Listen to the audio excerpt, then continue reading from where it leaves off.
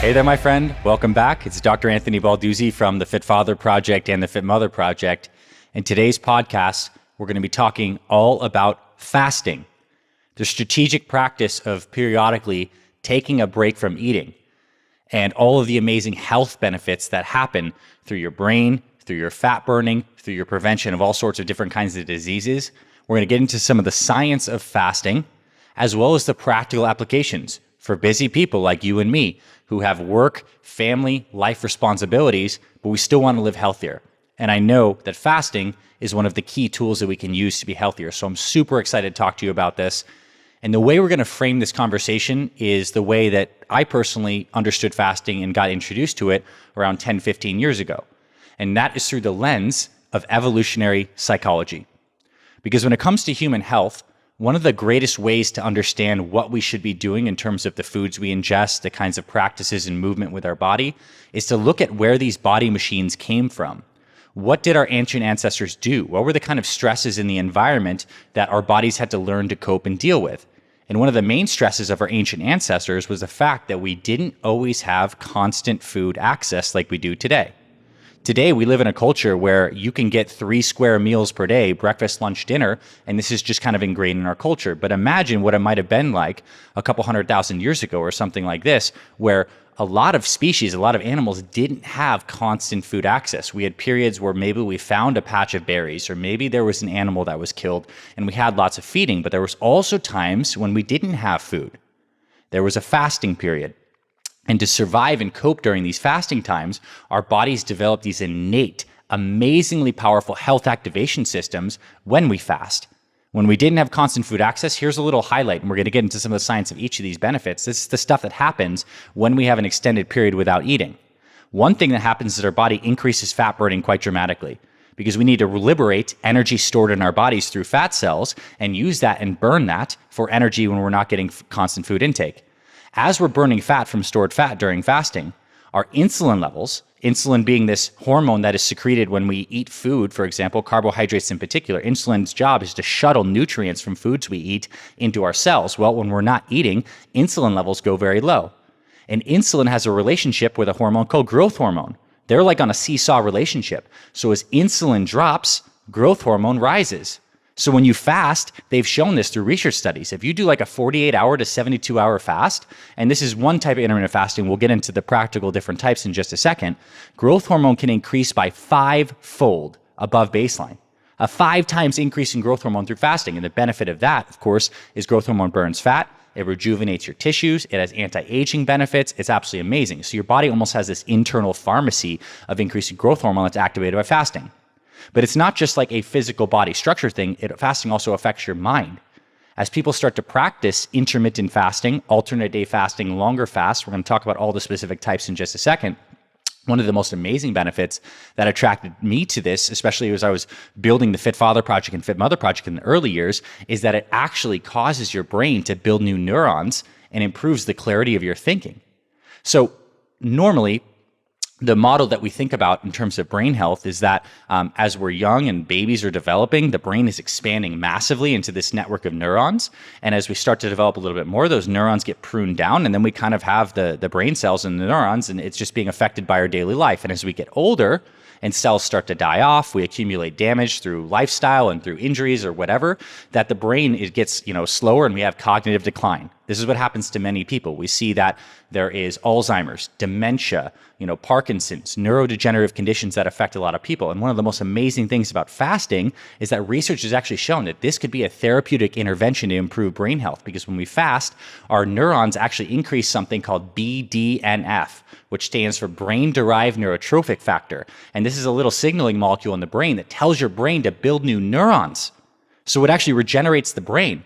And again, through an evolutionary perspective, looking at that lens of where the human species come from, I think it makes a lot of sense. It's like we're not having constant food intake. There is a benefit for our bodies to get a little more cognitively sharper so we can go and think clearly and solve the problem of like, where do we find food? And regardless of why we have this, we just have this internal machinery. It's built in. And I want to get into a little more of the philosophy before we get into the different types of fasting that we incorporate into our Fit Father and Fit Mother programs, and some practical tips from this podcast that you can take away and apply into your own life. One of the other meta philosophical principles around fasting is that everything in nature, all systems, need to maintain a balance. There's this idea of the yin and the yang, the hot and the cold, the summer and the winter. Natural systems are balanced by oppositional forces. And when it comes to our bodies, we have that too. And part of the main yin-yang systems that is really out of whack in today's society is the fed and fasted state. So when we're feeding, when we're eating, we're giving our bodies nutrients. We're giving proteins, fats, carbohydrates, and our body is getting all this ingestion of these calories and releases this whole slew of hormones, insulin in particular, that's helping shuttle all this stuff into our bodies. And that's great because we're able to get nutrients from our foods and store it into our bodies. That's a building up process.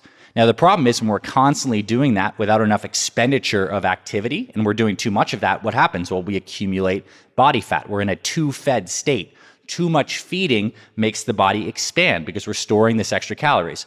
But the other side that we're really missing in the philosophy of today's approach to nutrition is the fact that our bodies actually like and thrive in times when we're fasted for a period of time.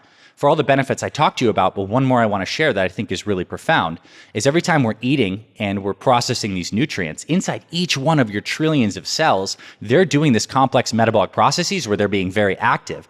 And in the process of doing all their activity, cells build up cellular junk. There's just like byproducts of metabolism in all of our cells. And when we fast and we give a break from that metabolic activity that happens in all these cells, our bodies actually get the chance to effectively take out the cellular garbage. There is a scientific term called autophagy or autolysis. And basically this means is a cellular detoxification where we're able to break down proteins, we're able to reduce inflammation. All this stuff happens during fasting. But the problem is if we're in a constantly fed state, insulin's always surging, we're always getting calories, our body doesn't get a chance to take out the garbage. Imagine your body's like a restaurant, right? And the restaurant's constantly cranking out food and there's lots of food. And as we're making food, there's buildup of waste. And if we never get a chance to like pause for a second and take out the waste garbage, we just build that stuff up and it eventually junks up the system. And this is truly what's happening for a lot of people. A lot of the diseases that are affecting us today in Western countries are diseases of excess. Diabetes, for a large part, type 2 diabetes is a disease of excess. We're throwing lots of sugars at the system, right? Insulin's being overtaxed. Our cells become resistant to insulin. Heart disease, largely associated with we're eating a lot of inflammatory foods. Our body's creating inflammation and we're laying down plaques in our arteries. Obviously, these are multifaceted issues. It's not quite just this simple, but we do need a period of time where we're not just in this excess building up state, where our bodies are able to relax, detoxify naturally, which happens automatically, but it really happens in an accelerated way when we fast. Okay, fasting, what we've basically covered up to this point, evolutionarily based, affects pretty much every organ system in your body, has benefits to brain health, to weight loss, to growth hormone, to reducing inflammation. In fact, there's a lot of research studies that take overweight people, they put them on different fasting protocols. Their inflammatory markers go down immediately within basically 1 month. Their cholesterol levels improve, their triglyceride levels improve. Like all this is amazing. And one of my favorite things about fasting is it is free. Unlike a lot of other things, you have to go do stuff or buy stuff or other things. This is just something naturally our bodies can do. So it's like an inborn superpower that I want more people to take advantage of. Let's talk about how you might apply fasting into your life. We do this in all of our Fit Father and Fit Mother programs. In the first 30 days of our Fit Father and Fit Mother programs, we don't start with fasting. But what we do is give you an idea of some different meal timing setups, meal schedule setups, like when you're eating your base meals of the day. And so some people have breakfast, lunch, snack, and dinner. So maybe breakfast is sometime around 7, lunch is sometime around noon, a snack sometime around 3, dinner around 6. That's one potential setup. Another setup that is potential for a lot of people is doing some daily intermittent fasting, where we skip that first meal of the day and we shift it back. So you wake up, you rehydrate, you go throughout your day, maybe you have some tea, some black coffee, but you're not eating food in the morning. And that first meal might come at like 10:30, 11, noon, whatever time that is. You still likely have a snack or something at 3. You have dinner at 6. So in that instance, we've actually extended the fasting window. The fasting window is starting after dinner. So if we had dinner at 6, and then we kind of begin this overnight fast, and we fast until the next day at like 10 or 11. This is a form of intermittent fasting every single day. So we're doing a fasting window of, let's just say, 12, 14, 16 hours. And you can push it. Some people do only one meal a day and may push the fasting window longer. The reason I'm bringing this up is there's benefit to doing daily intermittent fasting, which basically means there's a period of time in the morning where you push back your meals. Now, what I personally have done, and I've tried so many different protocols, the number one thing is to find the one that works for you. But I think at the very least, if you are a breakfast person and you don't want to try skipping breakfast, which you totally don't have to, is to have dinner a little bit earlier. So let's say you had dinner around 5:36. And after dinner, you're done eating for the day. You brush your teeth, you drink some tea, and you start your fasting window. So by the time that 6 a.m. rolls around the next day, and maybe you are a breakfast at 6 a.m. kind of person, you already have 12 hours of effectively fasting under your belt. And the benefits of fasting from the research kick in as early as 12 hours. So if you even start to just like compress your eating window a little bit, eat dinner a little bit earlier, you get lowered inflammatory effects from that kind of fasting. And of course, you can also push back that first meal and extend that fasting window. Daily intermittent fasting is good. But in my opinion, these real benefits of fasting get more profound, and I think the research also supports this, as the fast gets a little bit longer. So here's what we recommend in our programs. And if you're one of our members, you know the structure. If you're someone who wants to join us, there's going to be links in the description of this podcast as well. And we have a promo code podcast15 where you can get 15% off our Fit Father, Fit Mother core programs to get started with us. We want you to start whatever your daily rhythm is. Your daily nutrition structure is the one that fits your schedule best, number one. And then after 30 days of really getting that established, we move into phase 2 of our program. And in phase 2, we introduce a 24-hour fast once a week. And now 24-hour fast might seem like, man, like that seems like hard and scary, but here's basically what it is. Imagine you have dinner tonight, and then you just don't eat anything until dinner tomorrow. You just wake up, you dinner tonight, you wake up the next day, and you drink water, you drink teas, you can drink some coffee, whatever, and you just skip breakfast and lunch, and you go to dinner. This would be a dinner-to-dinner 24-hour fast. This is one of the most therapeutic and effective things you can do for your health and your weight loss. From a weight loss perspective, merely looking at the calories and the math of this, you're going to be burning 1,500, 2,000, maybe more calories. And just from one day of fasting, as long as you have like a fairly clean and healthy dinner as you break your fast, you've created a massive calorie deficit in one day. And there's a lot of research that uses this protocol. They call it alternate day fasting, where you eat normal one day, and then the next day you do a 24-hour fast. And you eat normal for 1 to 2 days, and you do a 24-hour fast.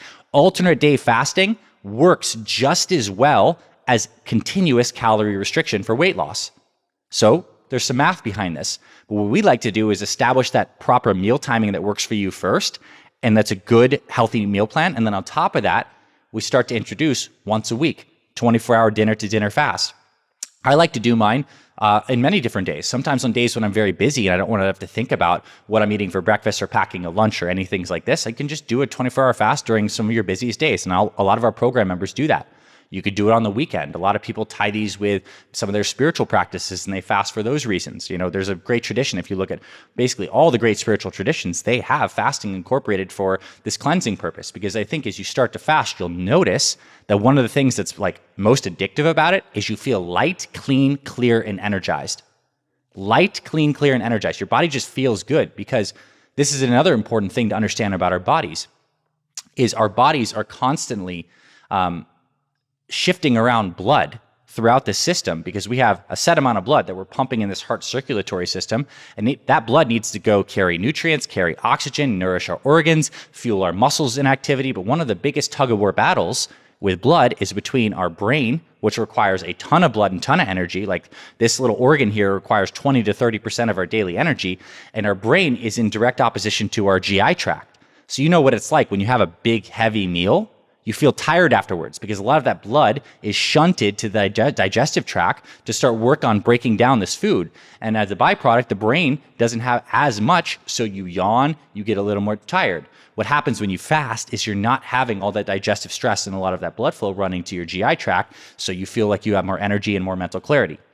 This is just how the body system works. So many benefits to this stuff. So the alternate day or the 24-hour fasting once a week is great. For some of our program members who have lost close to 200 pounds, sometimes they even like it so much they do it twice a week. They're having dinner every single day, but they're just kind of skipping some meals. And at first, when you start fasting, it might feel a little challenging. So what I recommend is maybe like start small. Just start shifting your dinner a little earlier, maybe skip breakfast once in a while, and start to build yourself up. These are what I would say is just like regular every single week cleaning your body up fast. Like imagine if you really gave your body 1 day a week to just take out the cellular garbage. You don't have to worry about food. You get all these hormonal health benefits. It helps you lose weight and stay lean. It's phenomenal. Now, fasting, there's a whole world of like longer fasts, and we can talk about that a little bit in this podcast, but we'll probably do a dedicated episode on this later. As you extend your fast, for example, to like 72 hours, so we're getting into a 3-day fast, there's some amazing research from one of the great longevity scientists today, a guy named Walter Longo, who shows that your immune system receives tremendous benefit when you get into a longer fast. Your bone marrow starts to stimulate and you start to grow new white blood cells. And there's applications of this too. You also start to get some things that increase in your body, like tumor necrosis factor, stuff that like actually can help fight cancers. A lot of this immune function kicks in with a 3-day fast. So there's a lot of people that have talked about the benefits of doing non-caloric fasting, which means you're just drinking fluids, but without calories. So they could be teas, waters, coffee, if that's your thing as well. You can have these things while you fast, but the longer you go into these like 3-day fasts, you get immune system benefits too. So my personal philosophy on what I would say would be actually optimal is 1, get your standard nutrition timing down. And if you need help with that, you want to get on a regular meal timing schedule setup, you want to dial in some of those core meals so you have like a daily rhythm with nutrition, my team and I would love to help you. We can help you in our programs, links in the description. So 1, you get your system down.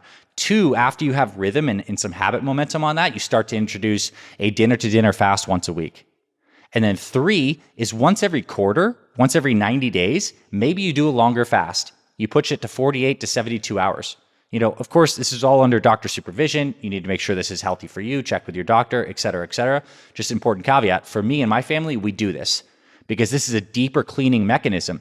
And there is not stuff that you could do in terms of like pills you could take or powders that can activate this deep health benefits as you can really get from extended fasting. At least up to this point. It's like amazing how powerful these effects are. Like, is there a pill that can stimulate your immune system in a healthy way to like regenerate it as much as like 72-hour fasting? I don't know of it yet. Maybe in the future with science, we'll do crazy gene therapies that can. But for now, what I do know for certain, and I want to share with you, is that we have this inborn superpower in our body's natural baked-in hardwiring that we can activate through these deeper fasts. So I think that's where we'll pause here. Fasting is a very deep topic. I think the main thing is like start playing around with it. Even if you're just getting dinner a little earlier, first meal a little bit later, it's very great. So something that's profound about fasting on the longevity front is what they find is when they put 2 groups of rodents or monkeys or even humans on diets, and one has like lots of calories and overfed and another group is fasted, that the fasting group lives longer and substantially longer. It's because fasting has built-in anti-aging mechanisms. Fasting activates these longevity genes called sirtuins, these different genes like SIRT1, SIRT3, and we don't need to get into the science, just know that there's longevity benefits to fasting. And likely from what we know, the people who live the longest, these centenarians, are eating calorie-controlled diets. They're not overfeeding for sure, but I think they could even enhance their longevity even more by starting to do fasting. So my real intention with this conversation today is to get this on the top of your mind. If you're one of our program members, then you know we talk about fasting as one great health tool in your slew of different things you can do to live healthier. I want you to consider playing around with that. Read some more about the stuff. Listen to this podcast again. Let these benefits really sink in, and I think this will be an amazing power in your life, and you'll find a lot of liberation and true health effects from incorporating fasting. So I hope you enjoyed this, my friend. I'm super excited to continue to publish amazing episodes here on the Fit Father Project and the Fit Mother Project podcast.